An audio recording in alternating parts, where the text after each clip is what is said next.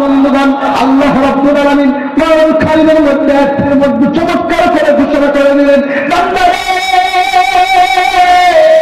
পৃথিবীর ময়দানে জমিনের মধ্যে তোমরা যতই বাহাদুরি করো না কেন, যতই মক্কর করো না কেন, তোমরা শরীরের বাহাদুরি করো না কেন, রক্ত মাংসের বাহাদুরি করো না কেন, যেমন টাকা পয়সার গাড়ির বাহাদুরি করো না কেন, তোমরা আমি আল্লাহর কাছে একদিন আসতেই হবে।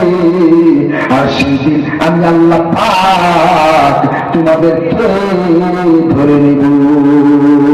আমার বন্ধুগণ, আল্লাহ রাব্বুল আলামিন কোরআন কারীমের মধ্যে চমৎকার করে ঘোষণা করে দিলেন, আমাকে আপনাকে একদিন আল্লাহর কাছে যেতে হবে, সেই দিন আমাকে আপনাকে ধরবে।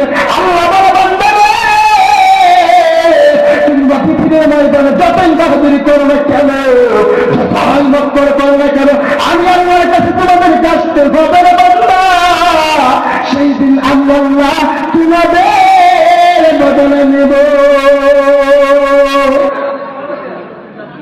তাহলে আমাকে আপনাকে যে আল্লাহ পৃথিবীর ময়দানে এই যে শরীর রক্ত মাংস এই